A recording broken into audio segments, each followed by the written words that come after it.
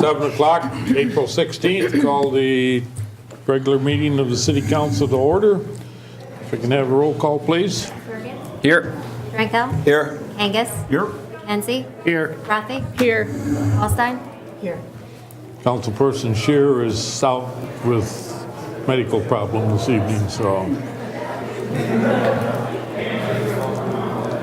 we have a quorum. We'll proceed. Next item is approval of the agenda. I'd entertain a motion, please. Move approval of the agenda. Second. Motion made and second to approve the agenda is presented. Any questions? All in favor say aye. Aye. Opposed? Motion carried, 6-0. One absent. Next item is approval of the minutes. Approve the March 26, 2018 study session meeting minutes and the April 2nd, 2018 regular meeting minutes. Do I have a motion, please? Move approval. Second? Second. Any discussion? Hearing none. Those in favor say yes. Yes. Those opposed? Motion carried. Minutes approved, 6-0. We now have a community highlight recognition of the Wartburg College wrestling team in honor of their 2018 NCAA Division III National Championship. We going out there or are they No, coming? they're coming. Okay. Just prepared to shake some hands. They'll come around the inside of the ice and exit out to the other door. So It's going to be smooth like clockwork. Right.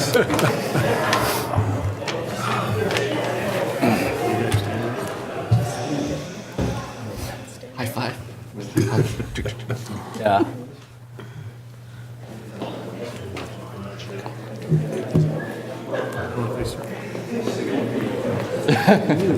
wrestling squad. Yep. They can figure out who goes or who's later. Just give everybody one and call it good. You'll Fill in They their can name. find each right there's fine. Right there's for now. Have a Yeah, they're pretty young. recognition of the Wartburg College wrestling team, Wartburg College, and Coach Eric Keller for his team winning the 2018 NCAA Division III National Wrestling Championship. And I think this is 3 or 4 in a row? Number 3. Number 3. Yes, So yes. here's a Thank you. thank you very much.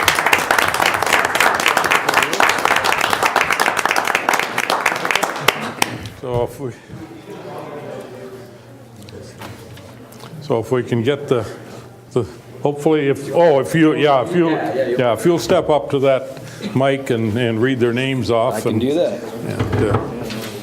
And hopefully everyone is here. And gentlemen, He can read it. you'll come in and get read the ones that are missing certificate, as shake well? my hand and Okay. go around. Brendan Baker, Out missing. Omar Beckett. Bakage. Bakage.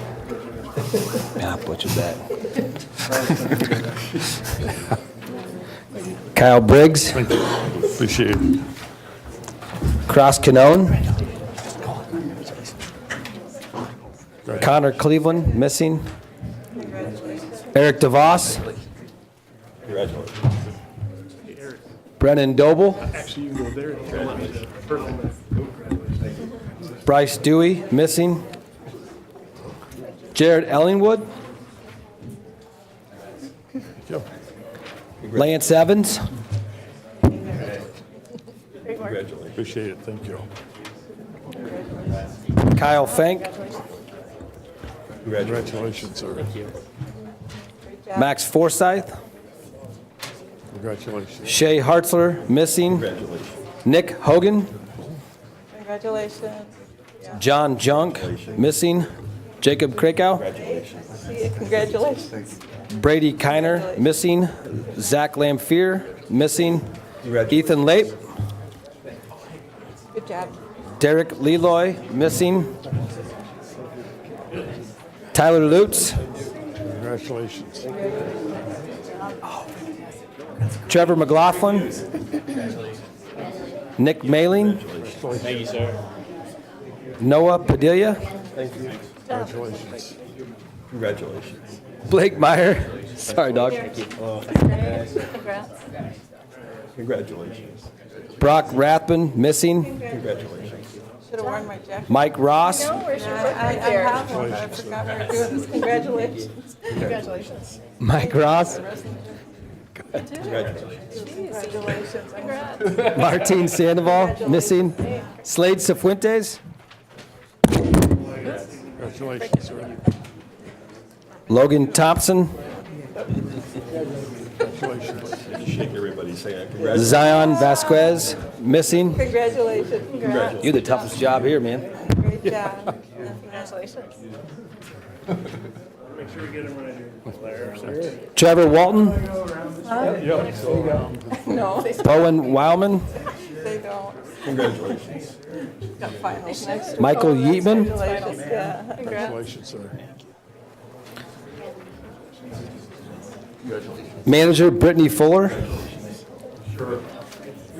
manager Sarah Walker, Congratulations. Appreciate that. Congratulations. Congratulations. Way to go. Congratulations. manager Sarah Young, Congratulations. So much. Congratulations. and our coaching staff, Elard Coelho, missing, Coach Chris Ortner, missing, Coach Chris Smith, right here, and Fan Zhang, missing. job. Thank you. Thank you. Other than messing up Omar's name, I think I did okay. That's your bad. I'm gonna hear about it later.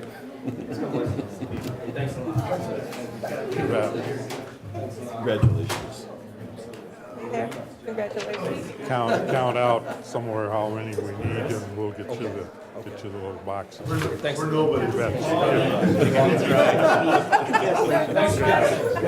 Congratulations, Coach. Great job. This is for the basketball. Way to go, guys. Yeah, no. Sorry, Eric. What I missed over here? We're goofing off. We're being bad. Next up Hey, is the congratulations. Yeah. Wartburg women's basketball team that got to the Final Four of the NCAA Division III championships. How you doing, man? And quite an accomplishment. So, Coach, if you come over a second. Yeah, thank you. Key to the City presented to Wartburg College and Coach Bob Amsbury for his team finishing as semifinalists in the NCAA Division III National Women's Basketball Championship. Thank you. Congratulations.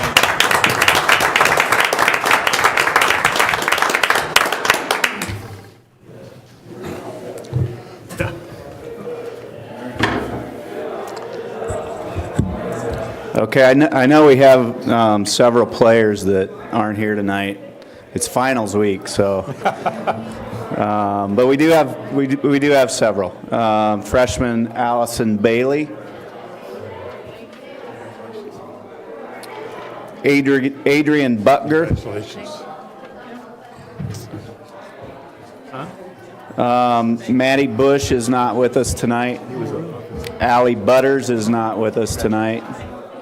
Olivia Cattage is not with us tonight, Good job. Love watching. but we have Allie Conrad. Lead the way. Go out that door until. Brielle Downing is not with us. Congratulations, Ally. Emma Gertis. Congratulations. Congratulations. Abby Hoppert is not with us. Madison Huggins is not with us. Aaron Jones.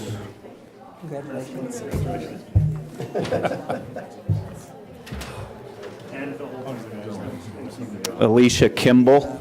Congratulations, Aaron. Katie Lindeman. Great job. Love watching you. Sarah Morkel. Congratulations. Congratulations. Megan Murphy. Congratulations. Miranda Murphy. Riley Murphy is not with us tonight. Congratulations. Bailey Negg is not with us. Morgan Neuendorf. Kaylee Schoen. Yes, I guess so. Congratulations. Great job. Katie Summer. And Christy Summer. And then Caitlin Valesky and Alyssa Wessel are not with us. Congratulations. I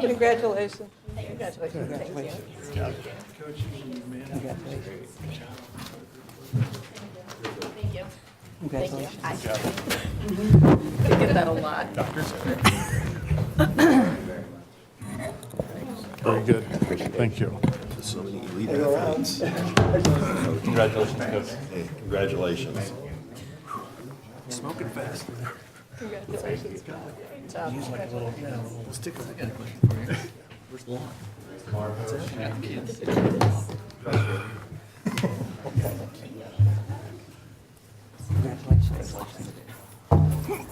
We will get you the little appreciation tokens as soon as we have a count, maybe from all the certificates. Great, thank you very much. No.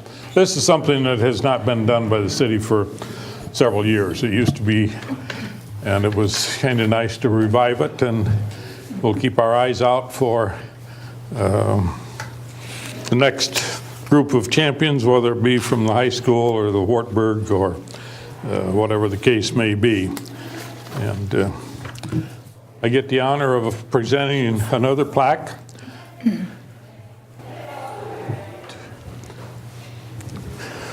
Mr. Clamforth, if you would step up front, I would appreciate it.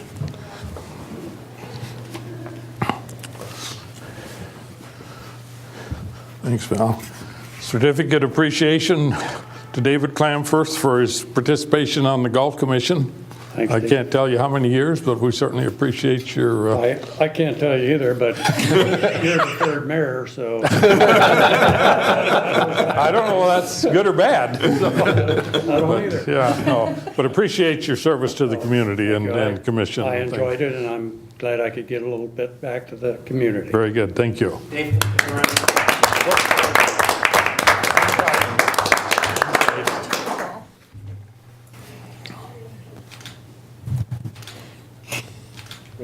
Very good, thank you.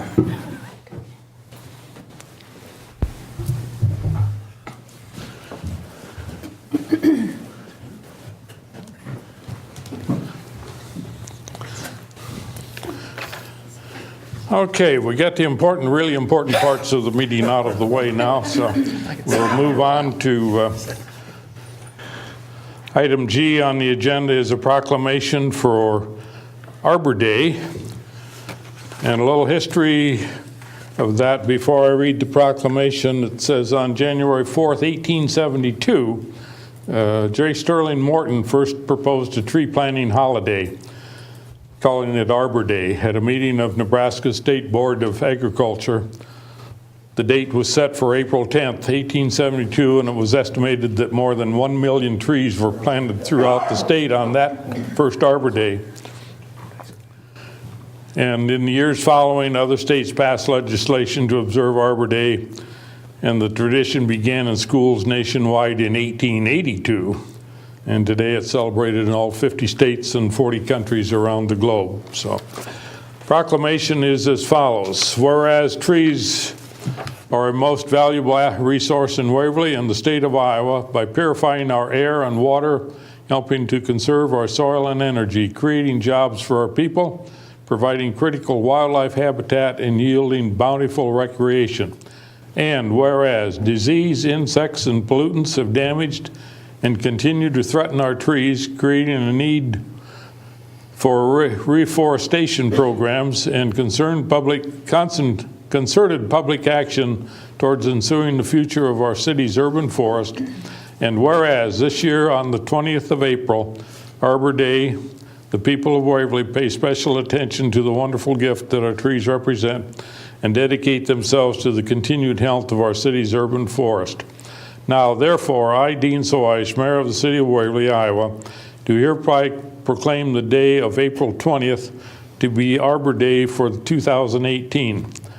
Further, I urge the citizens of Waverly to become aware of the importance of trees to our community's well-being and to participate in tree planting programs which will ensure a green Waverly in the decades to come. Do I hear a motion accepting the proclamation? I will move to approve the proclamation proclaiming April 20th to be Arbor Day for 2018. Or a second? Second. Motion made and seconded. Any discussion, comments? Hearing none. Those in favor say yes. Yes. Motion carried, 6-0, 1 absent. It's now time for public comments for items not on the agenda. Is there anyone here that wishes to speak to the concern they have? Seeing none, we'll move on to the consent calendar. The following items will be acted upon by voice vote on a single motion without separate discussion unless someone from the council or public requests that a specific item be considered separately. Approve the purchase of a 2018 Ford Escape for city use from Coonrod Ford of Waverly, Iowa for the sum of $22,185, including a trade-in of $800. Pay request from McClure Engineering for the Waverly Municipal Airport bulk hangar insulation improvements 2017 for $525. Pay request from McClure Engineering Company for the Waverly Municipal Airport runway 29 extension 2018 for $5,510.25. Pay request from Stanley Consultants Incorporated for the Cedar River Parkway East improvements 2018 for $11,072.65. Class C liquor license for Wooden Foot Saloon. Class E liquor license for Walmart Supercenter number 1005. Change in ownership for Walmart Supercenter 1005. And the cash disbursements for March 2018. I'd entertain a motion. I'll move approval of the consent calendar. Second. Motion made and seconded. Any council discussion? Hearing none. All those in favor say yes. Yes. Opposed? Motion carried 6-0. 1 absent. Item J, regular business. Approving first reading of ordinance 1035, an ordinance providing for rezoning of property on the northwest corner of 39th Street Southeast and Viola Drive from R4 multiple family residential to R2 1 and 2 family residential district and setting a public hearing. Entertain a motion. I'll move approval of first reading of ordinance 1035, an ordinance providing for rezoning of property on the northwest corner of 39th Street Southeast and Viola Drive from R4 multiple family residential to R2 1 and 2 family residential district and setting May 7, 2018 at 7 p.m. in the council chambers of City Hall as the date, time, and place for a public hearing. Second. Motion made and seconded. Any council discussion? That's out in Rolling Hills Edition, east of Waverly. I'm assuming since it's cleared planning and zoning, there aren't any issues with how close it is to the bulk plant, those type of things. I think when we rezoned that, there were some questions on setbacks and. The screening is already there between those lots and the commercial property that's along Highway 3. So we think this is a good use. It hasn't materialized that the condos are being built out in that area. And so they want to convert this to single-family dwellings. And we'll be doing a rezoning of the Rolling Hills also to conform to the new ordinances so that this will be a R2 in the future, so it'll be consistent with that. And I may just add it for this and the subsequent item, and we're going to be doing some more next meeting. We're doing some changes in zoning that were necessitated by the fact that we changed the zoning ordinances and what you can put in those different places. So we're going to be doing those to change those to make them conforming. And so I wanted to know if anybody had any objection to waiving the third reading after the public hearings on these types of things where we're doing it changes without any objection and at the request of the people that live within those subdivisions. So we can just cut the time down another 2 weeks. I think that makes sense. Okay. Yeah. We'll bring the paperwork to get forward when those come on the second readings. And it obviously be subject to the public hearing, and if there's anybody that does raise any objections, we can deal with it at that point. Okay. Any other comments, questions? Hearing none, roll call vote, please. Bergen. Yes. Drinkow. Yes. Angus. Yes. McKenzie. Yes. Rothy. Yes. Wallstein. Yes. Motion carried 6-0, one absent.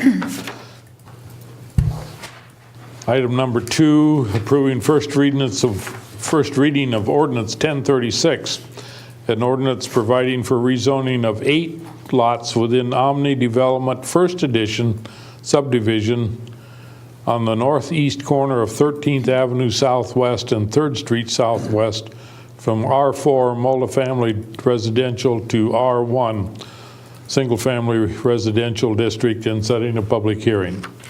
Your motion.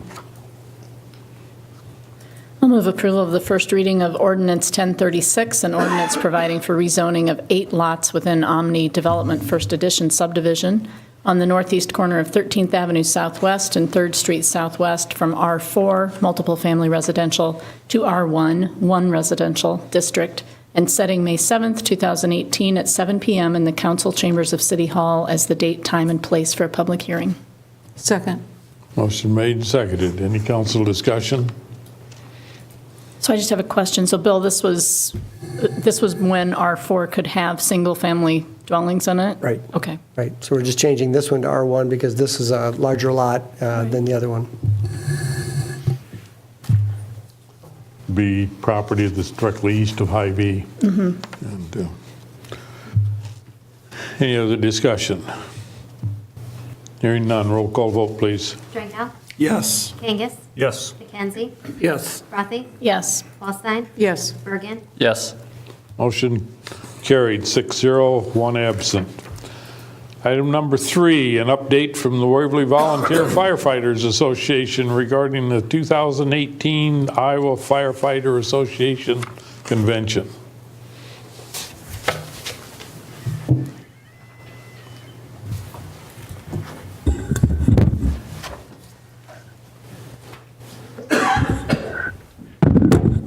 Good evening. We're here tonight to update you on the convention that will be coming here September 5th through the 9th.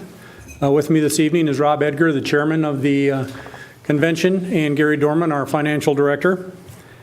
We have a lot of plans in place, a lot of things going on. We have met with city staff and reviewed everything that you have before you tonight. And I think we all came to a decision that we could go ahead with our plans. We also had a neighborhood meeting 2 weeks ago with the residents from the area. We had 12 people show up, and we had some good input, some good conversation, and I think everybody walked away feeling good about our plans and what to expect on the convention. We have not received any other comments from anybody in that area, so yeah, we're proceeding as we had planned.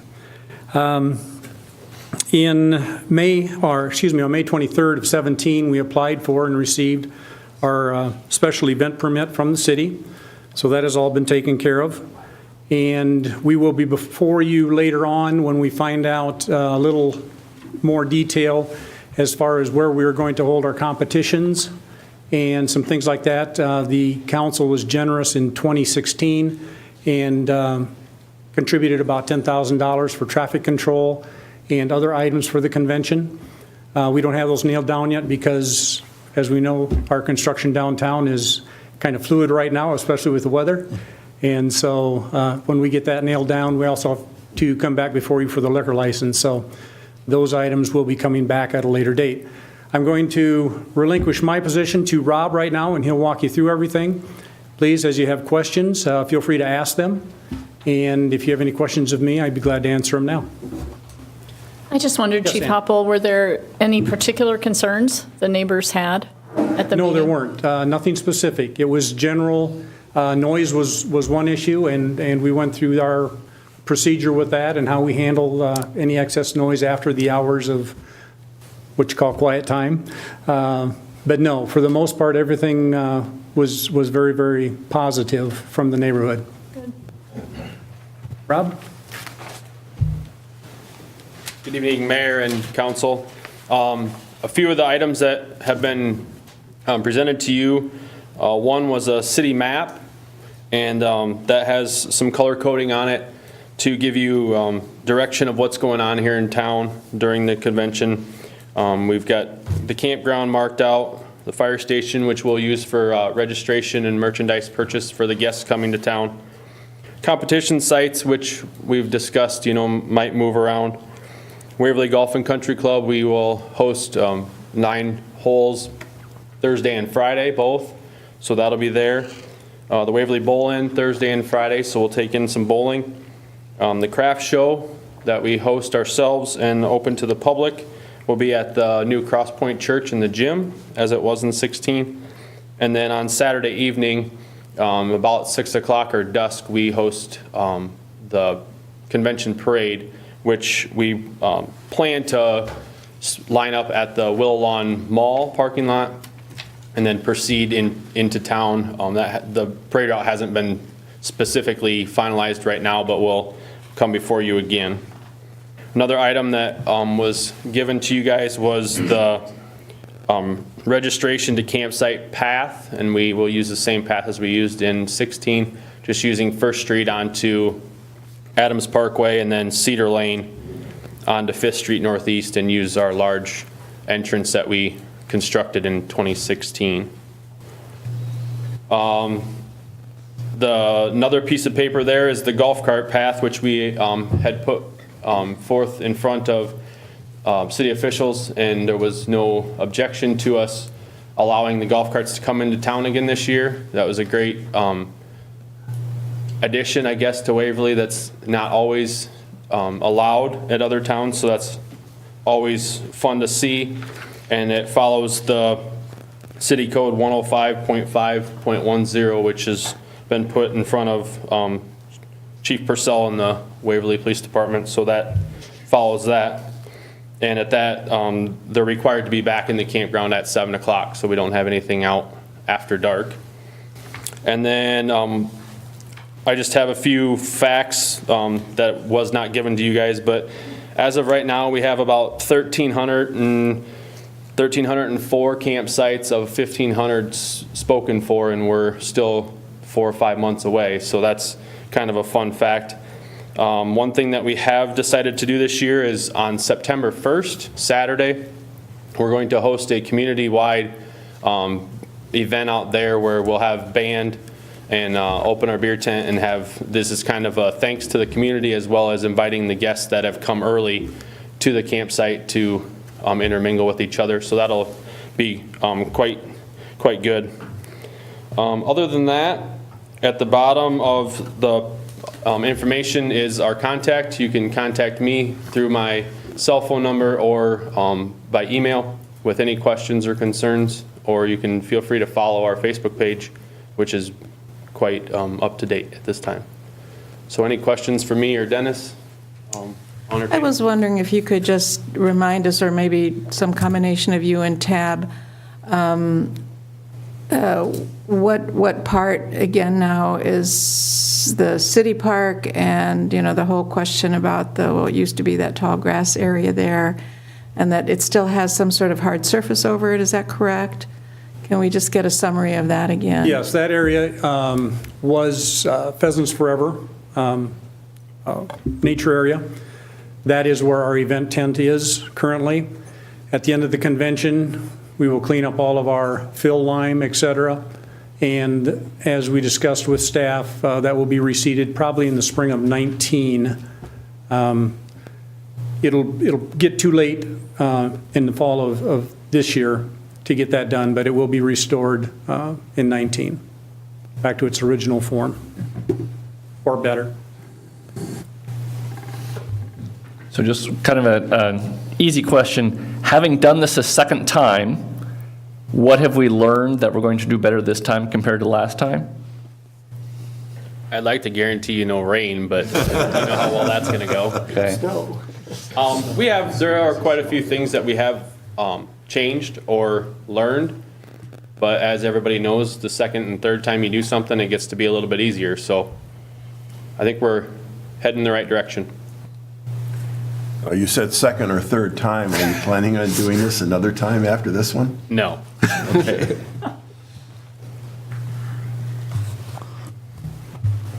I had the privilege of attending their neighborhood meeting the other night, and couple things. Dennis assured it won't happen right away, but all of the white boxes will come out, all the poles, transformers, all of that over a period of a few weeks and months will be taken out so that field can be cropped again or whatever Dennis decides to do with it. And biggest thing was the campers are requesting certain campsites because such a rapport with some of the neighbors that they want to be sure they're back next to the one that brought them brownies and cookies and things like that. So no, it makes a tremendous impact on the city of Waverly, and wish them well for their efforts. Okay, if there's nothing else, no questions, comments from the council? Very good, thank you, Dennis. Rob? Next item, approving Resolution 1863, accepting the winter tree cutting Cedar River Parkway Improvement Project is complete and approving final pay request to Benton Sand and Gravel of Cedar Falls, Iowa. Entertain a motion, please. I'll move approval of Resolution 18-63, accepting the winter tree cutting Cedar River Parkway Improvements Project as complete and approving pay estimate number 1 in the amount of $22,500 as final pay request to Benton's Sand and Gravel of Cedar Falls, Iowa. Second? Second. Motion made and seconded. Any discussion? I just have a logistical question, I guess. I mean, how does this payment or the amount, that we were invoiced, how does that intersect at all with, any of the couple of issues that we had out there? We've looked into it, and when you start getting into all the various things that happened out in that area, we didn't believe that we could hold this from Benton's, from what they've done. There were plan issues. There are just a lot of things we're still figuring out and cleaning up. But at this point in time, the work was completed, maybe a little more than we needed to, but we're still working through that, and we thought it was appropriate to at least get them paid, and then we'll recoup, if necessary, what we would need to at a later time. We just didn't want to hold this up from them anymore. When we looked at everything that's occurred, it's hard to pinpoint exactly who and what and where. It was a little bit for everybody, and so we didn't see it necessary to hold them anymore. So does that mean that the city will pay for any We're still errors, waiting so to to assess, how much it is, the damage if there was, and if you try to assess blame, I guess, or fault, that's difficult to do considering everything that did occur, but I'll let Bill kind of elaborate. Benton's didn't have anything to do with the fire issue, because they were to knock down the trees, and that was their responsibility. So, And the people who were doing the fire for removal and maintenance or whatever they were doing, they weren't subcontractors? it's another subcontractor of the main contractor, not of Benton. Okay. Okay, so that wasn't Benton doing the burning, that was someone else. That was Baker, right, Okay. yeah. Baker, but Baker was not a subcontractor of Benton. Right. Baker was a subcontractor of somebody else. Benton completed their work of taking the trees down, Okay. and then it was somebody else that was contracted to get rid of the trees.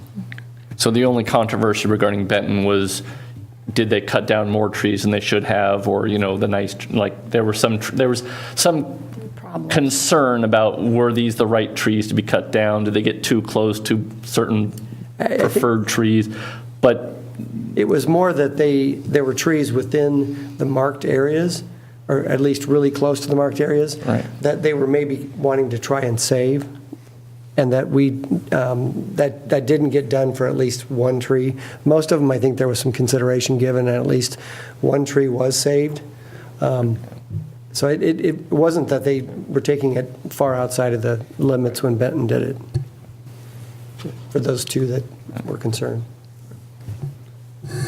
Other questions, comments?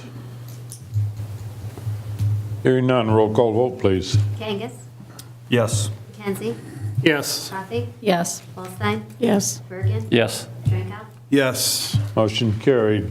Resolutions 1863, 6-0, 1 absent.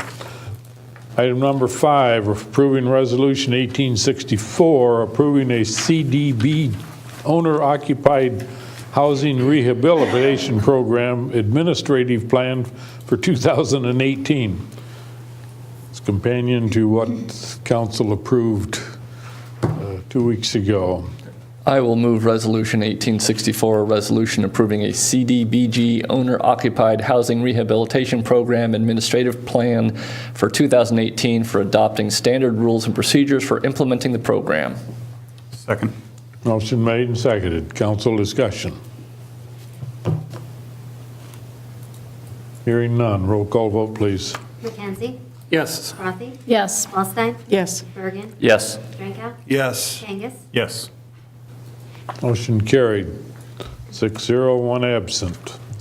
Item number 6, approving Resolution 1865, a resolution approving contract, bonds, and certificate of insurance for Farner Asphalt Sealers for the Slurry Seal Program 2018, and authorizing the mayor to sign the contract. Entertain a motion. I'll move approving Resolution 1865, a resolution approving contract bonds and certificate of insurance from Farner Asphalt Sealers of Dubuque, Iowa, for the Slurry Seal Program 2018, and authorizing the mayor to sign the contract. Second. Motion made and seconded. Council discussion.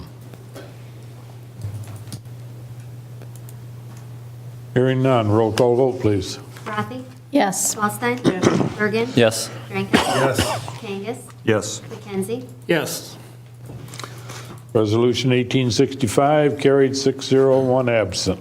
Resolution 1866, approving contract bonds and certificate of insurance from Blacktop Service Company for the 2018 bituminous seal coat program, and authorizing the mayor to sign the contract. Entertain a motion, please. I'll move approval of Resolution 1866, a resolution approving contract bonds and certificate of insurance from Blacktop Service Company of Humboldt, Iowa, for the 2018 bituminous seal coat program, and authorizing the mayor to sign the contract. Second. Motion made and seconded. Council discussion. Hearing none. Roll call vote, please. Holstein, Yes. Bergen, Yes. Drinkow, Yes. Kangas, Yes. McKenzie, Yes. Rothy, Yes. Motion carried 6-0, 1 absent. Resolution 1867, a resolution approving the payment of TIF rebates to be paid in this fiscal year 2017-18. I would entertain a motion, please. I would move approving Resolution 1867, a resolution approving the payment of TIF rebates to be paid in the fiscal year 2017-18 for the following: GMT Corporation, $46,015.38. Carmi Flavor and Fragrance Company, $14,693.89. Waverly Hotel Group, LLC, from a hotel motel tax, $60,739.56. Also to the Waverly Hotel Group LLC from TIF, $48,571. Second. Second. Motion made and seconded. Council discussion.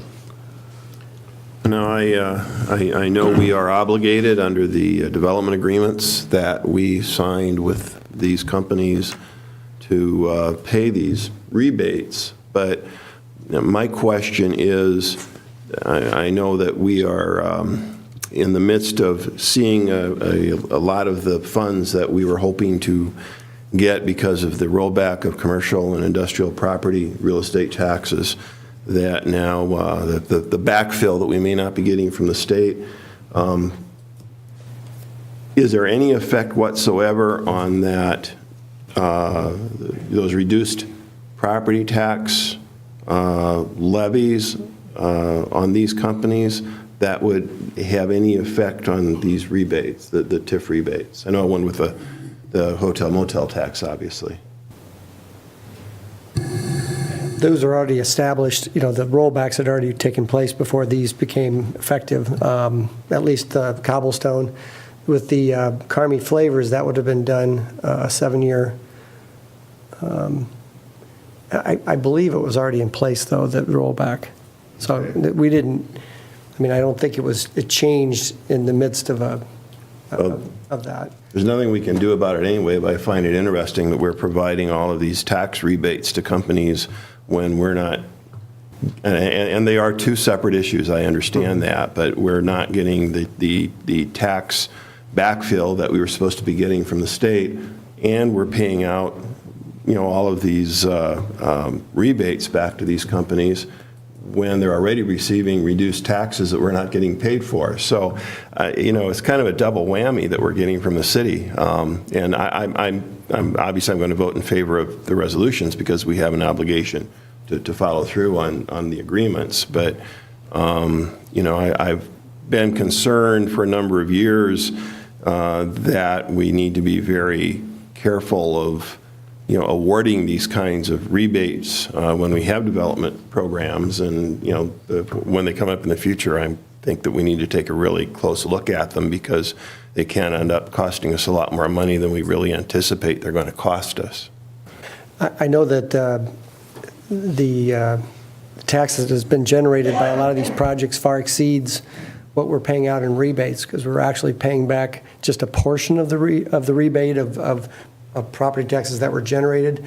So we really get a net gain when we do these kinds of projects, as opposed to paying out 100% of the net gain that has been created.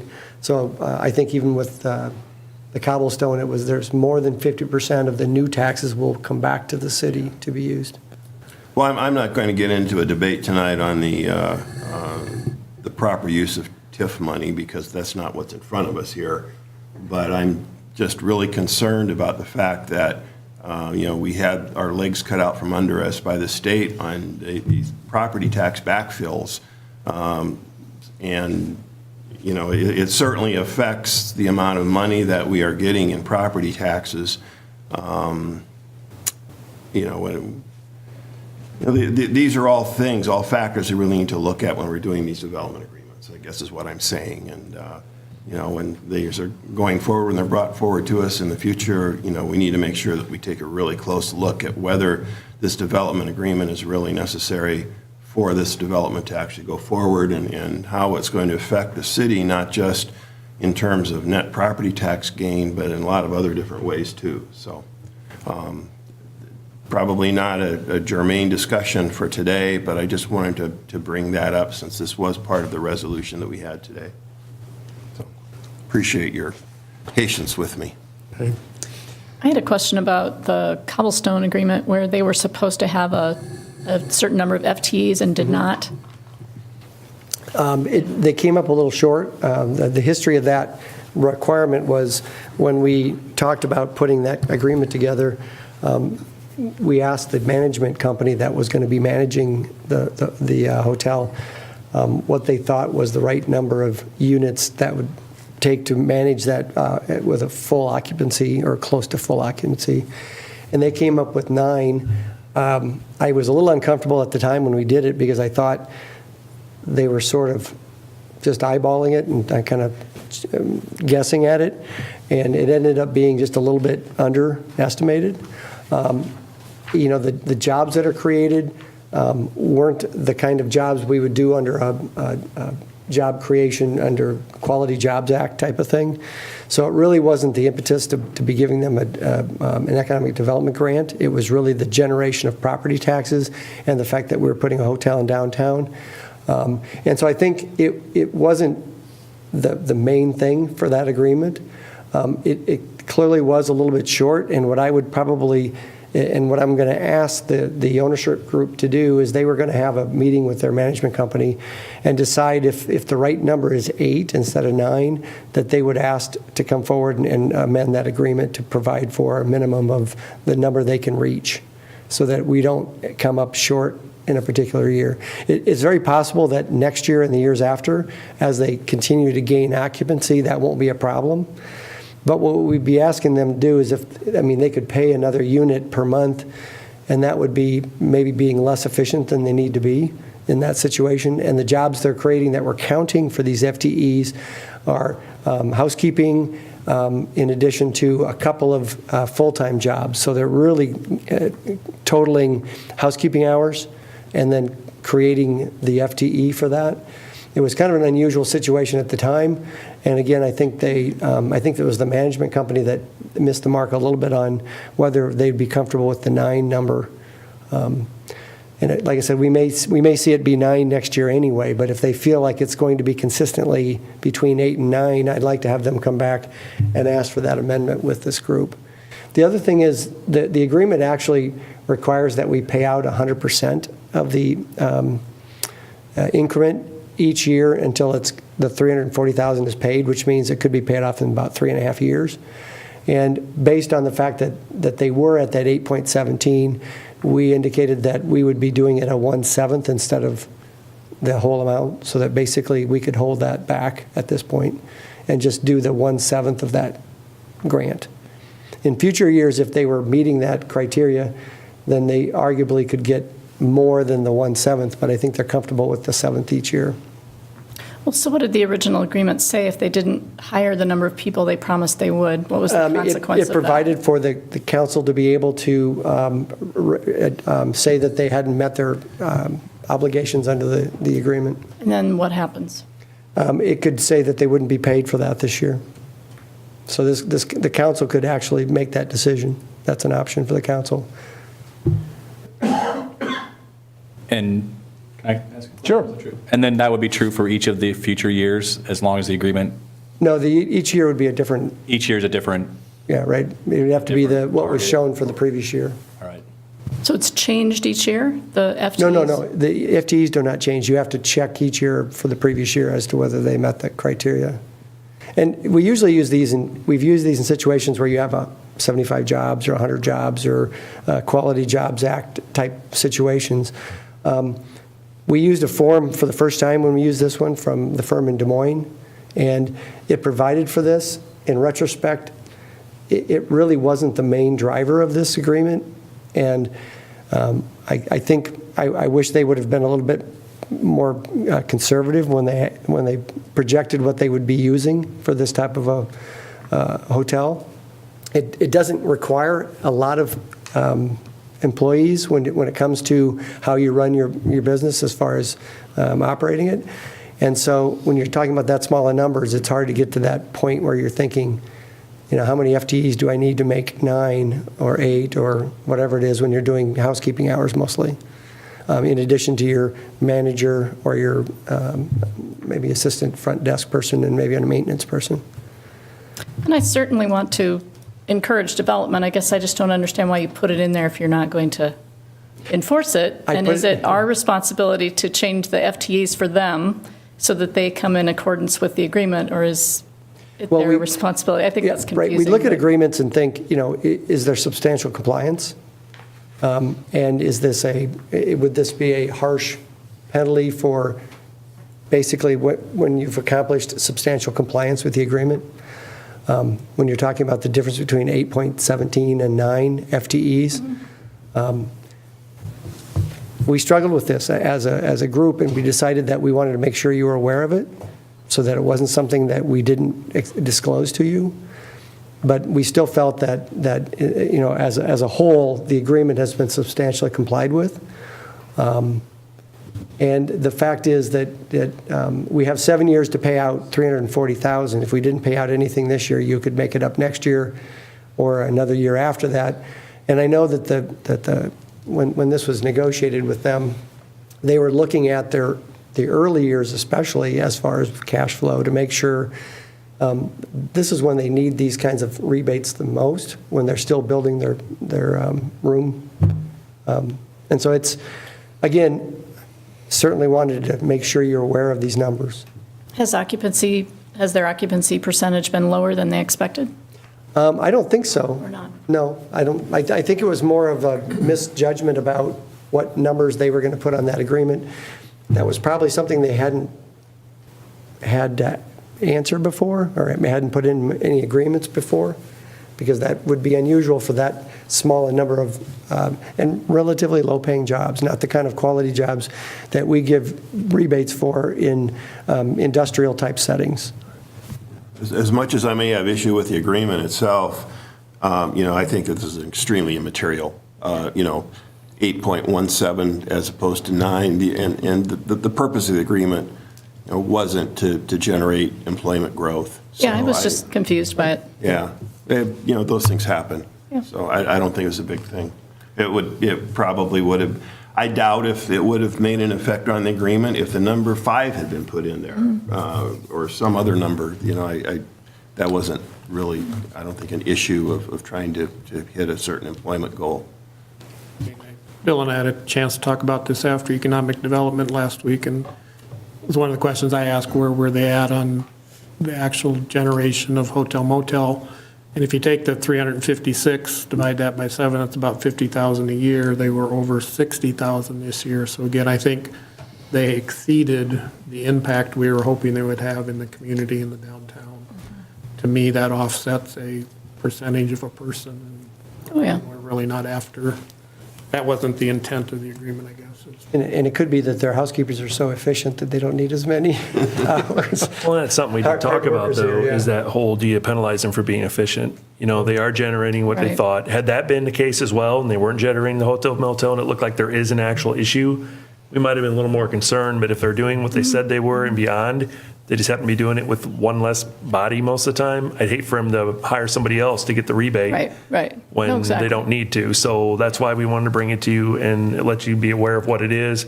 And I do agree they need to take another look at it and determine it. Now that you've been in operation for a couple years, do you have a better idea of what it's really taking at that capacity level? It's certainly an asset to the community. That wasn't my point. Just confusing how it was written. Okay. Any other questions, comments? I felt like I wanted to draw attention to the fact that the rebate for Carmi Flavors is only one of the 2 rebates that were offered. There was one that they didn't meet the requirements for not creating enough jobs, but the one that we are paying is for the improvement on the building there. Right. The So- property taxes Right. rebate. Okay. And that is being prorated based on the value of the properties. Right, because when he did the valuation, and what ended up happening is the assessor didn't value it as high as what had been projected. And so we did take a percentage. So we're taking only a percentage of what that valuation was.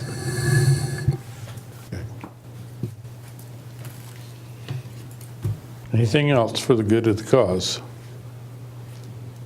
Roll call vote, please. Wilson, Yes. Bergen, Yes. Drinkow, Yes. Angus, Yes. McKenzie, Yes. Rossi. Yes.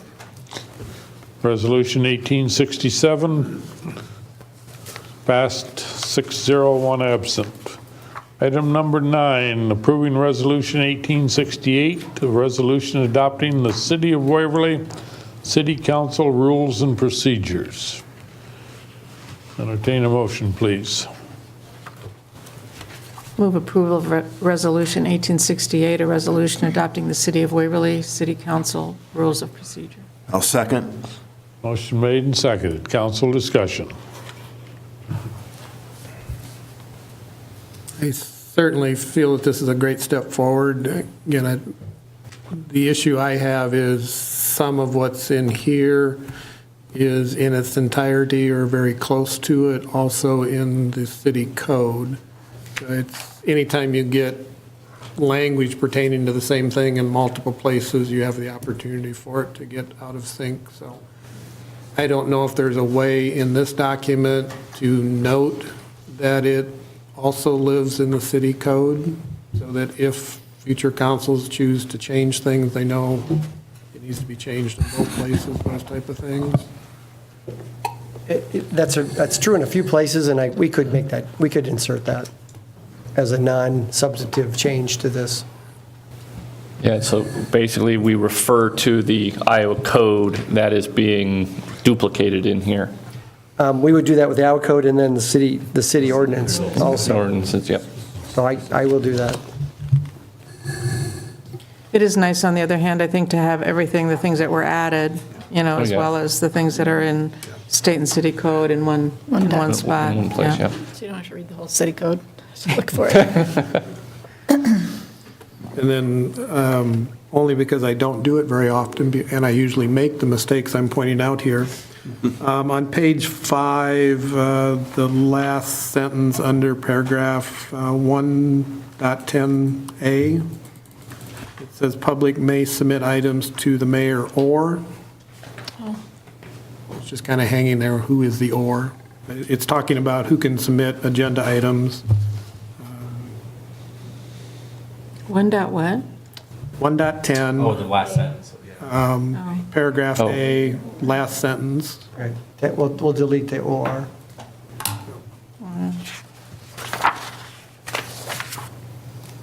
It looked like I wrote it, so but I found it.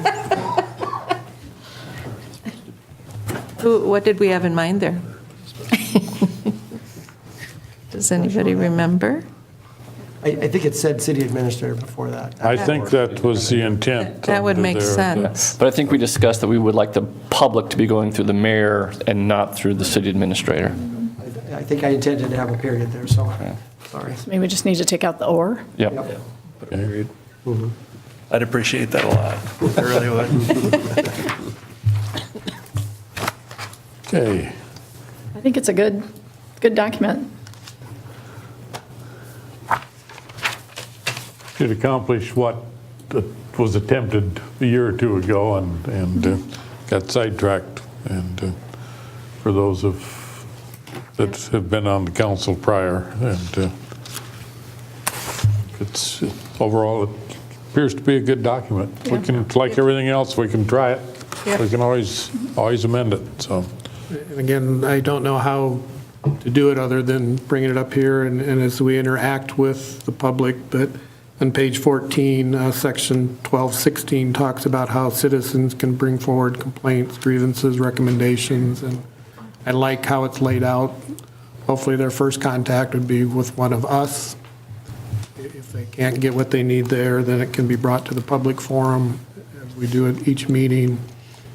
And if it goes beyond that, they can get together with their neighbors and get a petition ready. So there's multiple ways to address things, and hopefully folks would take advantage of that before it gets into a heated discussion versus something that may be able to be addressed easily up front.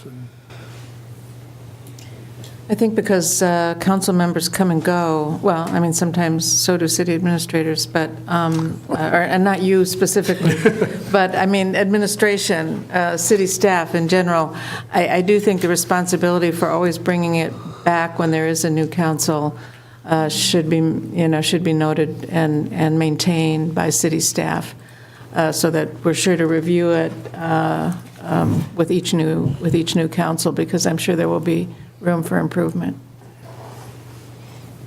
I just point out that under, on page 22, the last section E about removal procedures,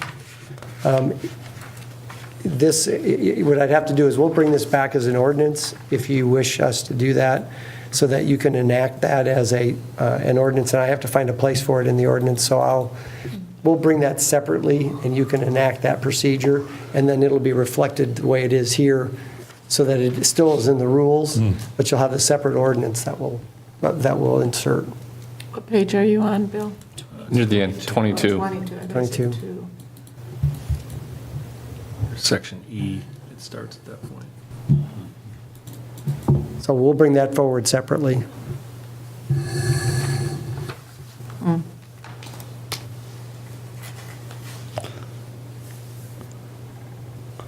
Okay. Any other comments, questions? Just thanks to Bill for working on it. Yes. It was a lot of work. Yes. Okay, hearing none, roll call vote, please. Bergen. Yes. Drinkow. Yes. Kangas. Yes. McKenzie. Yes. Rafi. Yes. Holstein. Yes. Resolution 1868 carried vote 6-0, one absent. Item number 10, first reading of ordinance 1037, an ordinance amending chapter 100, section 100.4.03.4 of the city code governing non-conforming uses.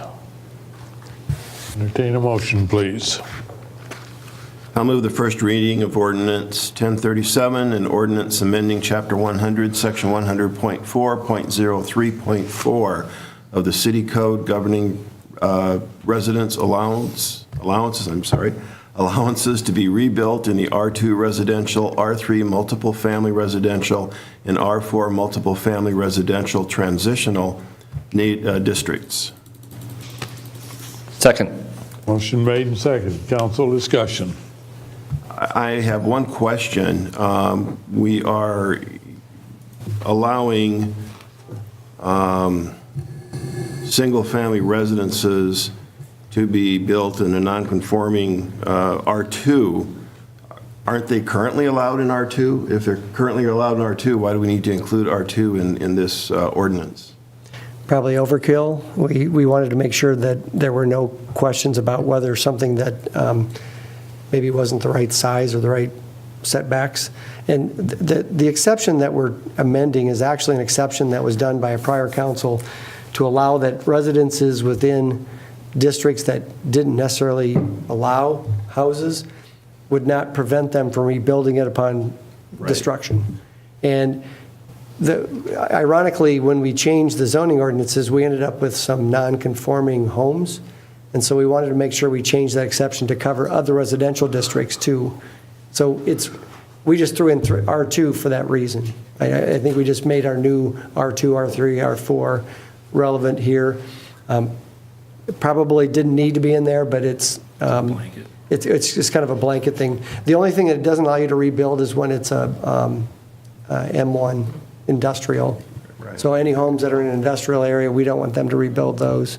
So what you're saying is that if there's an issue with lot size or something like that in an R2 area, this would basically grandfather those places? Right, allow you to rebuild the way it was. Okay. Yep. Thank you. And I'll probably bring this back as a waive the third reading when we come back again on the next meeting too. It's one of those things we just want to get in place. Okay. Any further questions, discussion? Roll call vote, please. Drinkow. Yes. Kangas. Yes. McKenzie. Yes. Rafi. Yes. Holstein. Yes. Bergen. Yes. Ordinance 1037, amending Chapter 100, carried 6-0, one absent.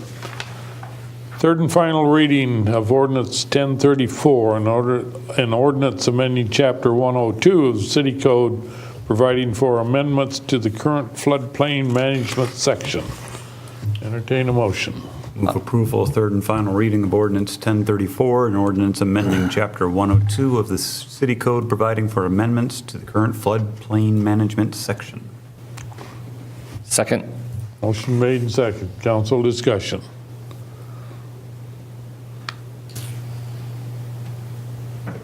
Bill, do you or James have anything to add to this? This is just the third reading of the ordinance that's that's sent to us by the state to update our ordinance. Okay.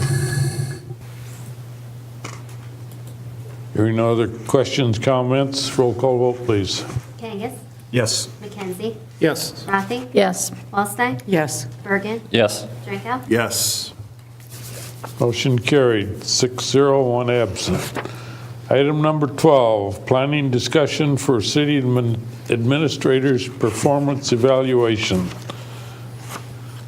Dan, I think you're probably the lead person on that. Take it off, that'd be great. With James's anniversary being at the end of the year, December, January 30. in previous years, we tried to do his performance evaluation before the end of the year, so we got started in October, November. As we approached that time last year, we had some informal discussions and thought it may be better to postpone it to where he could get a review from the council he's going to work with the next 2 years instead of potentially half of that group changing over, those type of things. So we formally delayed doing any performance review last year. Now that we've all had a couple of months to work with him, we thought it would probably be time to kick that off. So this is really a discussion on the format that we want to go through for that. Previously, we worked with the firm that worked with us through the hiring process, did a fairly in-depth, robust review, basically picking up on a lot of things that were part of the interviewing process, what the council felt they wanted from a new city administrator, those type of things. It was done through a Survey Monkey type thing where Richard Fersman administered for us, put together a report. Then we went into a closed session and provided the feedback, had discussion with James, those type of things. So we could certainly take that more formal route. Another option would be, and again, these are just my thoughts, I do not believe the survey that was used is proprietary in any manner, so we could just put that out as another survey and one of us administer it, get the feedback, summarize it, those type of things. Or another one is just get together as a group and have a half-hour, 45-minute discussion with James and do it less formal, I guess. There's probably other options in between there, but again, because of, I think it's always good to give feedback and receive feedback. And talking to James, he felt this would be a good time to get it started and then let us decide what framework we wanted to use and take it forward as quickly as we could. So kind of stop there and let the rest of you kind of jump in and. I believe, according to code, it's James's option. We can either do it as public, or he could have the option to ask for it in executive session. It's one of those items we can go into executive session for, and I think we've typically done the executive session, but if he wants to do it. Nope, I would formally request it, executive session. Might as well put it in the record now. Yeah. I like the second option that Dan described, because as I recall, didn't really go over it with a fine-tooth comb again, but I think that survey was pretty good. I mean, the questionnaire, I mean, I think it kind of brought out, some of the key things, and it gives you some structure and some focus. But I think we wouldn't need to, pay, although he did a great job, no problem with that, but I wonder if we really need a facilitator, if we use a similar or the same instrument. And just do it ourselves. Right. And I was in with the discussions with Dan on some of this, and we have done kind of our own a few times in the past, where we've created the survey and done that. I think Kathy Olson kind of facilitated that a couple times for us. And part of it was talking with Fersman, is because we've talked about using him as strategic planning. That's true. And so tying this portion in with some strategic planning didn't know if that might, yes, it's going to cost money to hire him and bring him in, but if we're bringing him in for the strategic planning, do we also, is there, a value in having it for both? But I would be fine with doing it with our own type of a survey. I guess maybe knowing and he gave us a price on that one time or something similar, didn't he, in the past? Where, if it's not for, depending on what the price difference is, if it's not for very much more, then why not use his expertise? But, if we can save enough. I want to say when he did the combined effort, last time it was about 3,500. and very little of that was associated with the performance appraisal. I think he added that in as he was coming to do strategic planning, kind of at the same time. He kind of put that in as a bonus. And I have no problem with Richard Furzin. I'm a great fan of Richard. I think he'll be great if we can get him this summer. It's the schedule. It's the timing. I would like to just have my review out there and done so I can move forward with whatever changes you'd like to see, if any, and just have that so I can focus and go forward with that. And I'm not sure timing-wise with Richard, is there's a lot of strategic planning happening. When would that even be able to occur with this schedule? He is difficult to acquire, especially for something as brief as this may be. So that's my only caveat, is his schedule. Well, the other thing is, when we approve the amperage contract, the thought is that some of the results of that are going to fall into strategic planning sessions, so I'm questioning the need for duplication probably. Although they're focusing pretty exclusively on marketing, right? We're hoping some of their initial research, their survey work, could be forwarded to Richard as well to see if it would help offset what he may do, also some of the basic work. And we're trying, actually I met this morning with them to get a time frame from Ambridge and then look at maybe even letting Richard coordinate a few of the questions he would want to see so that we're not duplicating. I see. And then maybe speed up his initial process once they finish to try and marry that together as we proceed then into the smaller strategic session with just the council come budget time as we move forward. So it's kind of a big stone we're going to push off the cliff, and it's about to go. So we're jumping in. I would agree with what Edie said. I think the sort of the compromise between the two of having a structure that a survey allows, especially if you found it useful the last time, and then have a discussion about it. I think that's good to focus us. I would just ask that council actually do it for me, because last time, unfortunately, I only had half the council filled it out. And I only had 3 council and the mayor that actually did it, or 3 or 4. And so while it was productive, I don't know that I had really the full sense of the council behind it. So I would just ask you to at least go through the process to assist and fill it out so that we do get a full take of the entire council instead of just half. We tend to be an involved bunch, so you might regret saying that. Can't wait.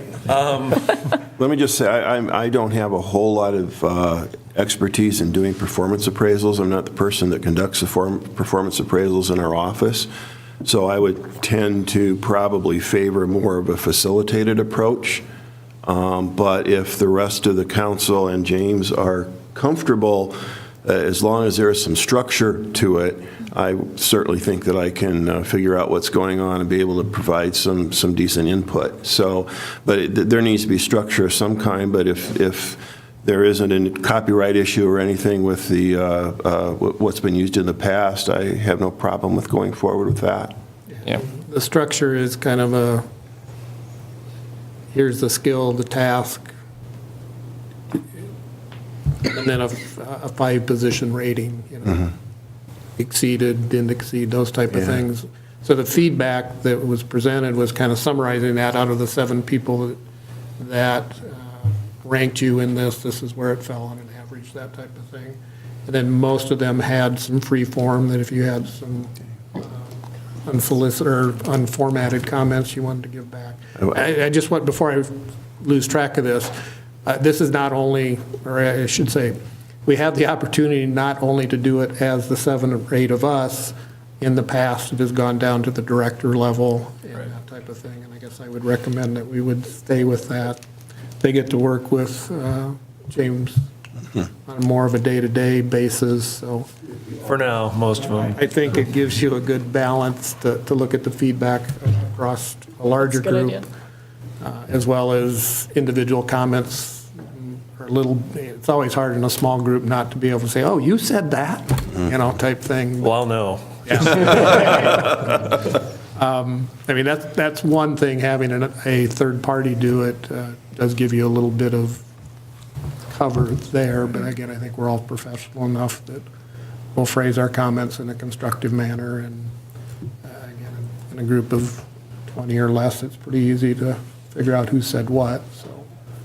I'm not very concerned about it, council. I have no problem taking the criticism. It's certain things that I can and can't do well. I'm well aware of what they are, and I have no problem with the criticism at all. I suppose I'd like to piggyback on Rod's comments that I'm okay with an informal approach, using the Survey Monkey and handling it internally. But I'm still a newbie at this. I think we need to make sure there's someone who's leading the charge who knows what they're doing, and I'm not the person who knows what they're doing yet. So I'm all in favor of kind of handling this in-house, but I think we need to make sure that there's someone who kind of is making sure it's getting done, setting a timetable, making sure that the right people are getting the survey and all of those things. I mean, that's the advantage of having a consultant, a hired consultant, is they can make sure everything gets done in appropriate order at the right time. And if we have someone in-house who can make sure that we're meeting those deadlines and having a good process, I'm pretty good at filling out surveys and opinion polls. But I want to make sure that there's someone, making sure that we're going through the right process and getting it done. Well, if we decide to go the internal route, I mean, I would, I'm not an HR person, but I've done a lot of performance evaluations, and I think Dan has too. I'd be willing to help if we decide to stay internally. We could tag team on it, maybe. I'd be willing to input a little bit on the structure of it. Well, Sounds good. I get a consensus that we would like to do it internally. And Do we know schedule-wise on agendas if there's a time coming up in the next, because May is going to only be a 2-month or a 2-week, two meetings for that month. Do we, looking at the agendas, do you know? As soon as you'd like to do it, I'm fine anytime. We can do it in a study session. We can do it whenever you'd like to do it. I mean, it's a matter of how soon you get it accomplished, how fast it filled out, summary. No, it's just, That's where- are the 2 meetings in May full, or do we have time in there where we would have 7th a might half-hour, be- 45-minute executive? 7th might be a little full. It's kind of hard to say. There's quite a bit on each of them, but yet no more than any other meeting we're going to have, unfortunately. And I'd really not want to string it into June or July. Right, that's kind of what I'm, because next week for study session is pretty quick turnaround. Right. Yeah, I mean, to brush off the previous survey, bring it up to date with current activities, that'll take a week or two to get it out to folks to respond, a week or two, a chance to compile it. We're 6 weeks, 4 weeks would be pushing it, 6 weeks may be a comfortable pace, so that puts this first meeting in June, maybe. And when you talk about the questions, as I recall, they were based on the position description, right? So, that's the basis for then articulating the questions regarding different types of performance. I think there were a couple questions that are dealt with current event type things. How was this project handled? So we maybe insert some recent activity, that type of thing, if we chose to keep those questions in. Yeah, it's really driven off of the position description, what is expected of any city administrator, not just James. Do we need a vote of any kind on this, or are we at a consensus that Consensus was our goal.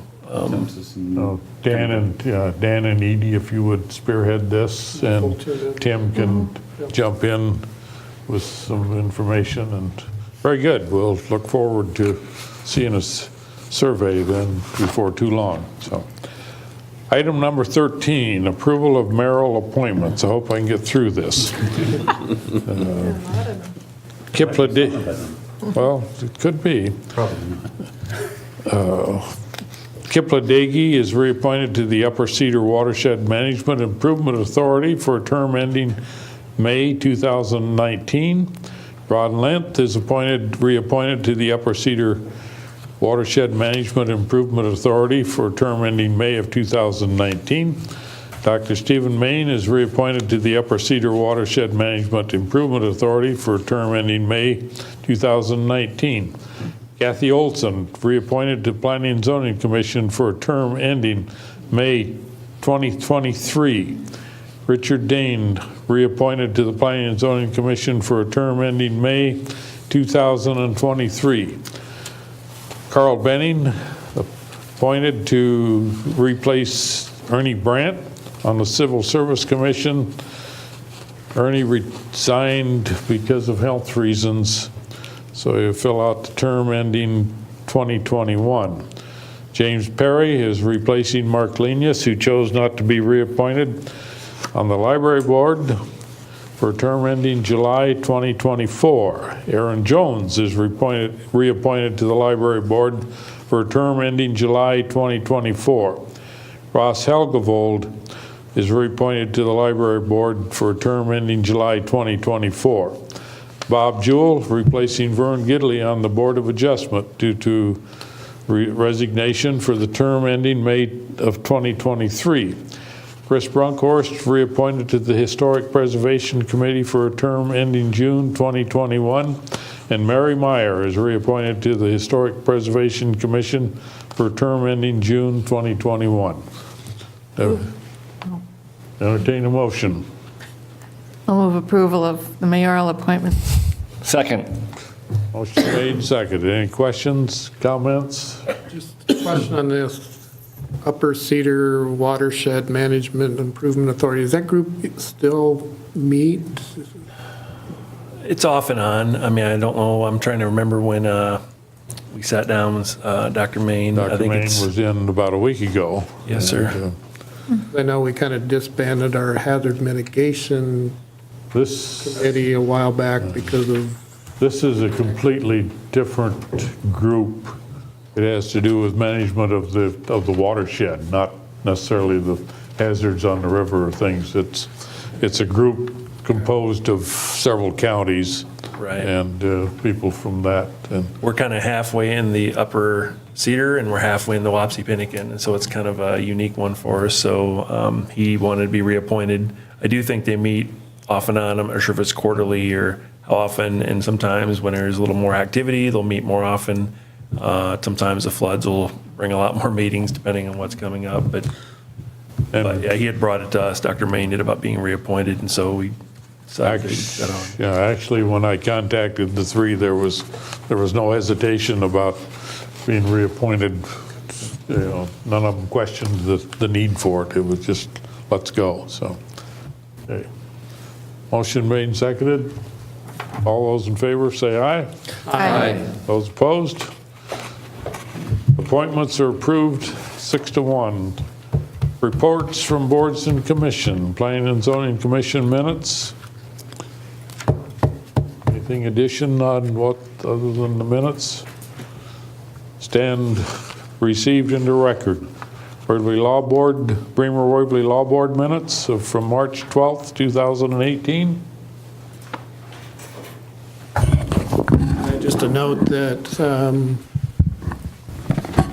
to help alleviate parking issues with Bremer Avenue, the Law Board is allowing citizens to use their parking lot as a public parking lot. So if you need to park at that end of the business district, you can also use their parking lot. Okay. And they're still making allowances to get into sub-city and those type of things. So, We put up the new parking signs, the public parking signs, if you haven't see seen patrol those. cars parking in new spots. It's not because they're watching anybody. It's just because they're moving out of their parking lot to give us room. Okay.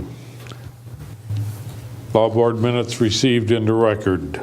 Leisure Services Commission minutes, March 15th, 2018. Received into record. Monthly financials, March 2018. Hearing no comments, received into record. Senior calendar, April of 2018. Received into record. Bremer Waverly Law Board minutes from April 9th, 2018. Received into record. Staff comments. Yes, sir. I think we have a few staff comments tonight. A week ago Sunday, we had 69 dogs and over 100 people at the Easter egg hunt. The That's about half of what we did last year. I think it was because of the blizzard that was going on. And we received our first pool chemical shipments today. Think summer. What are yours? Bremer Avenue update. We just received notice that the west project at the railroad tracks and 12th Street intersection will start on the 30th rather than Monday. So that will hopefully be done in 4 weeks or less, and prior to Memorial Day weekend. So we'll all hope for that. But keep an eye out for that. It'll be easy to see. It'll be the big barricades closing it completely on the 30th. That you won't be able to get through. So you have to either go north or south, using 10th Street from the east going west, going either north or south. And Wilson Avenue will also be closed at the same time so that they can do the railroad track there. So you'll have to go all the way to 5th Avenue if you go on the north side. And coming from the west, you can go down to 2nd Avenue on the south to go around. But on the north, you should go all the way to 5th Avenue as opposed to, because Wilson Avenue won't let you through. How long are they anticipating that construction will take? 4 weeks? Yeah, 4 weeks. Hopefully done. We told them they have to be done by the graduation on Memorial Day. So hopefully they will make that happen. Yeah, we've strongly emphasized the desire to get it done before Memorial Day because of commencement ceremonies at both the high school and Warburg. Yeah. So they're aware of it. Fingers crossed, hopefully no more weather systems moving through.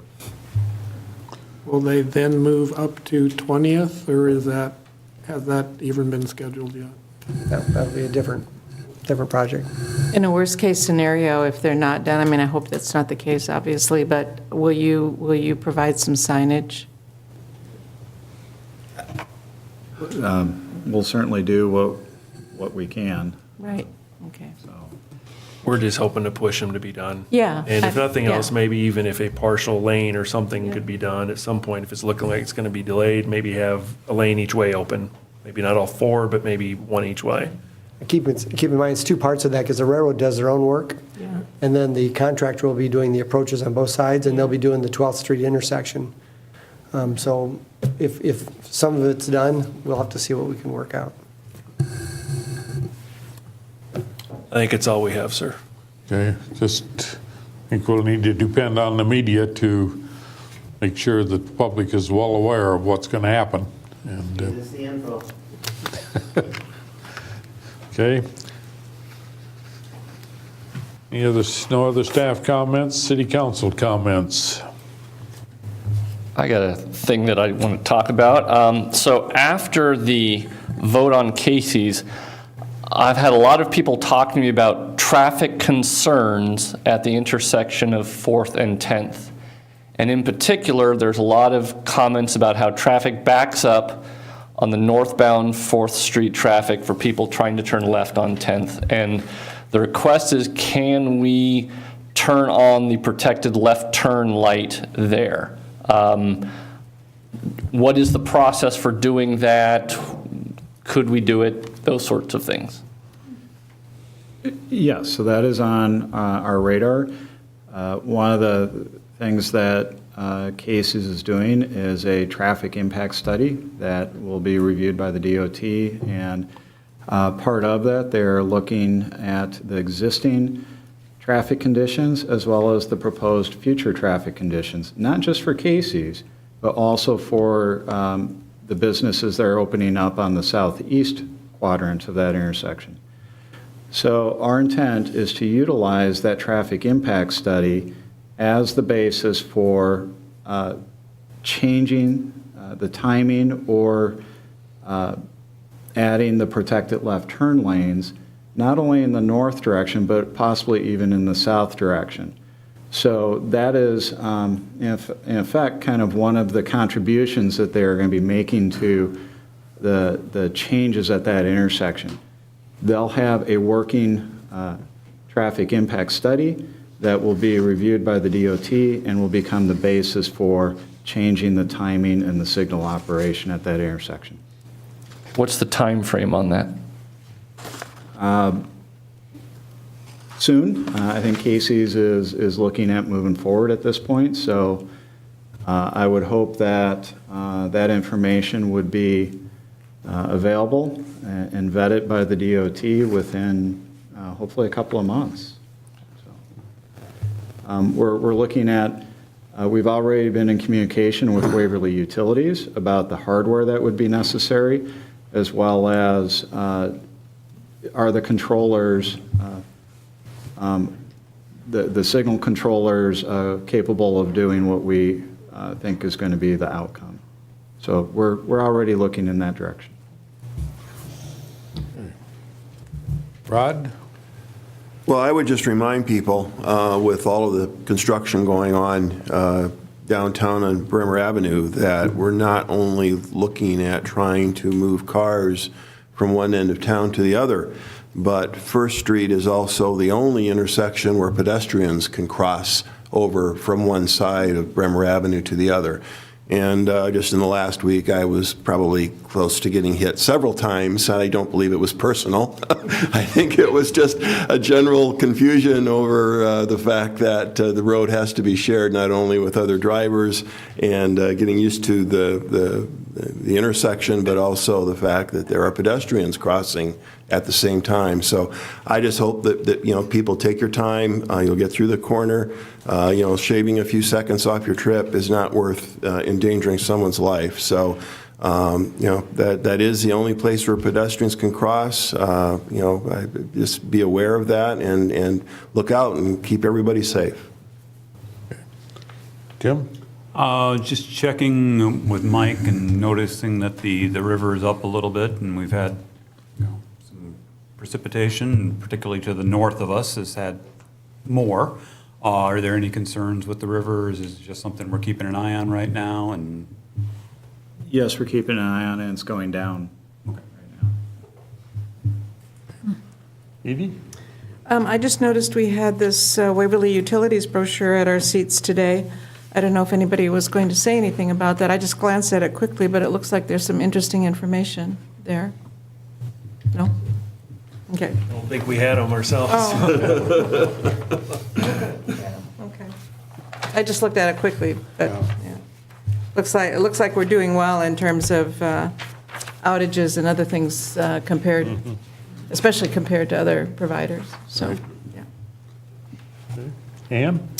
One thing I've been getting some emails about is trees in town, not just out at the project, but people have noticed that trees have come down on Bremer Avenue in order for the new project to go through, and it's a little ironic we're having Arbor Day, but I know Tab and his staff are good about replanting, and I think that's something that's been a priority. On a happier note, I went to I attend the Heritage Days Commission as part of being on council, and they are a hard-working bunch of volunteers, I will say. I'm very impressed with them. But they have a fundraiser coming up this Saturday, so anybody who wants to do a color run, hopefully it won't be snowing or sleeting, but it's this Saturday, and there's info on their Facebook page. So that's one of their main fundraisers for the event. Very good. Dan? Just some feedback question. I understand why we've brought down traffic on Bremer going east to one lane. I just question the need to continuously block 8th Street intersection. My driveway is just east of where the lane closure, lane dividers are, and I'm estimating 20% of the traffic that comes out going east pulls directly over onto the parking and pulls a U-turn. A lot of times without even checking to see if there's anybody coming behind them. I don't know that we've had an accident there, but I've witnessed 2 or 3 very close calls. I also know that I see a lot of patrol cars with their flashing lights on around the intersection, so folks are not handling that part of the process very well. So I don't know if we can work with the DOT to see if they could keep 8th Street open if they're not doing something, because I'm assuming what people are doing, getting the east end of the traffic control, making a U-turn so they can go north up on 8th Street. For the past 2 months, at every progress meeting, we've had this discussion with the DOT, and they so far keep saying no. Have them bring a traffic camera out there for a day and we will- just see what the public is doing. We will continue to bring it up. We think it would function about the same as 20th Street in West Bremer as a four-way stop. Right now, I think they've wanted to kind of take a wait and see, but we will continue to convey our observations and our concerns as well as yours and the rest of the community. I think if they would put a camera out there for a day, they would have a different opinion of it. It's an accident waiting to happen. And the other thing, again, I want to be cautious how I walk into this, so don't throw anything at me, but back when we were talking about 4-lane versus 3-lane on Bremer, how we restripe it, those type of things, a lot of the discussion was, well, we don't know what's going to happen with the 3rd Street Bridge, we don't know what's going to happen with the Parkway, we need to see where those things line up before folks were comfortable moving to a 3-lane. So I'm maybe just throwing it out for food for thought. I don't know if there's a window of opportunity to have a discussion about, now that we know the Parkway is going to go through about the same time the project's done, those type of things, if we want to have another discussion on 3 lanes versus 4 lanes on part, if not all, of Bremer Avenue. So again, I don't know if we have a window of opportunity to do that. I'm assuming sooner than later. Sure, I think we're all trying to figure out who wants to lead that discussion. And again, I'm not saying go I'll talk tell you- to the DOT tomorrow. I'm wondering if this group wants to weigh in I'll throw before. I'll throw myself on the sword, but, you know, they actually had already engineered that traffic configuration, so it's not too late to talk about that during the year. I mean, I think they would rather know sooner than later. That was kind of my understanding. It didn't really matter what the striping ended up. They were going to build the roadway exactly. It does not affect the building of the road at all. Just striping hopefully by the end of the project. Okay, since Bill offered to throw himself on the sword, I guess what we have talked about is when Dave Little from the DOT district office was here, you know, we were looking at kind of the entire corridor. We don't have to look at the entire corridor. What we've talked about internally is maybe we just look at east of the river and extending the 3-lane in from the east, bring it in further, and that it may function better on the east side. I mean, I found the safety arguments in that presentation to be pretty compelling. We know that there are some greater challenges on the west side at the intersection with 4th Street as well as 15th and 16th Street by the library because of the school and the, so, you know, we know that there are certainly some challenges and concerns out there. Again, I think the easier section to look at was probably east of the river. I would, just to throw my 2 cents worth out there, I think I would be very much in favor of addressing that issue, again, now that we kind of know where we are with these other projects. I would agree with that. I can speak to the reaction one previous, before I even got in this chair, that I don't think the majority of the public is in favor of a 3-lane. It's, Right. no, but I would agree with that too, but I still think it's worth talking about. I mean, for me, the safety, you know, the safety differences, I thought made it worth my while to consider. I mean, I have no objection to bringing it up for discussion, but if Ann thinks she gets a lot of emails now, she'll need another computer just to handle them. But We looking at like a study session topic to open that up, or? Yeah, and again, I don't know where you start with it. Maybe it's the DOT coming back and reacquainting us with some of the factors that led them to support a 3-lane. Have us see if that's compelling enough to take the discussion any farther. Again, I know the sentiment of the public back when we were doing it, but again, part of what led into that was misrepresentation of facts, and I think we're in a better position to get facts out. Plus, again, a lot of folks talk to me was, don't do anything there until you know where the parkway is going to be, know where 3rd Street's going to be, because both of those would take congestion off of Bremer. Now that we know at least one of those is going to happen, we can say, okay, if there's any congestion, it's going to be short-lived until the parkway is opened up, and then some of that truck traffic and through traffic will be off the downtown anyhow, that type of thing. So timing may just be better to revisit it and get different opinions from the public. Okay. Eric, you have? Oh, yeah, thanks, Mr. Mayor. Just a few things. Some are innocuous, but you can take them as were. I mentioned with a casual comment last time, I had a squeaky chair, but this chair is fantastic. It's terrific. I don't know if it's I new or if contributed to that, I have to tell you. I had to sit in it for a planning and zoning meeting, and then I thought, I know what Eric was talking about. And I reported, it wasn't a matter of personal comfort. I just didn't want to bother anybody squirming around.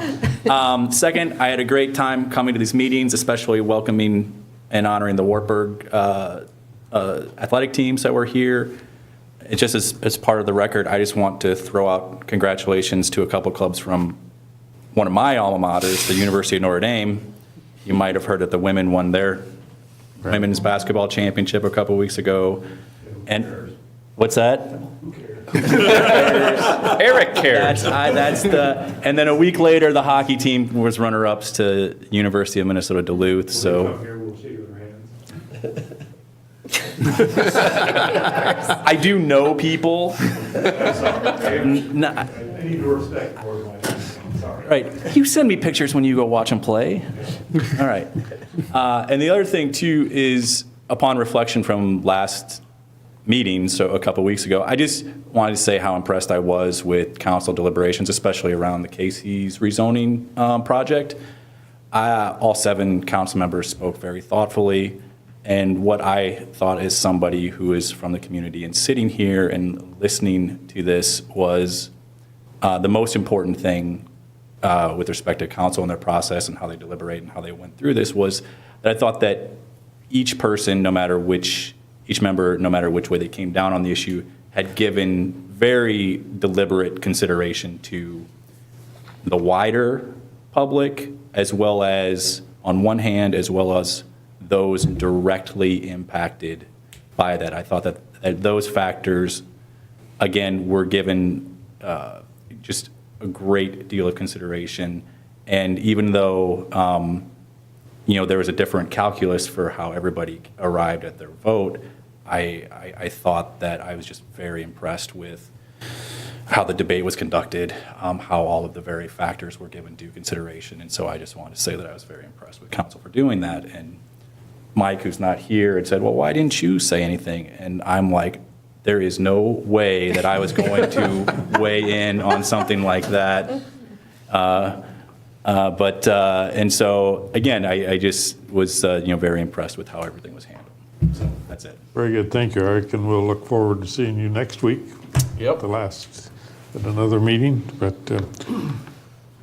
have just 2 or 3 comments. One is Waverly Utilities is in the process of getting public feedback on their solar garden. There's a public meeting Wednesday evening, 6 o'clock here at City Hall again. So I encourage anyone that's interested to attend that. I had the privilege Saturday evening of attending the Waverly Firefighters Awards Banquet, and it was a fun ceremony, fun time. And for those of here and the public that may not have caught the news, 8 members of the department went to LaPorte City Friday to help in the search for the missing young man down there, and their presence was greatly appreciated. Chief Purcell, I've seen, as Dan alluded to, I've seen the red and blue lights flashing up East Bremer Avenue I don't know that there's been any accidents up here at the intersection, but I also understand that there's been some mighty close ones. And so hopefully that the public is getting that figured out and keep an eye on them, and we'll go from there. So that's really all that I have this evening. Again, thank you for helping to welcome the Wartburg people here. It's something that I felt was necessary to revive, and hopefully will open up the lines of communication between all the schools and college a little bit more. Item O, communications. I'm not sure what that involves. James, We do just you? had some cards sent to us from the food pantry and Parks and Rec, so it was just distributed. Oh, through- okay, all right. Yep, very good. With that in mind, last item is adjournment. Could I have a motion and second to adjourn? Move we adjourn. Second. Discussion? All those in favor say yes. Yes. Yes. Very good, we are adjourned.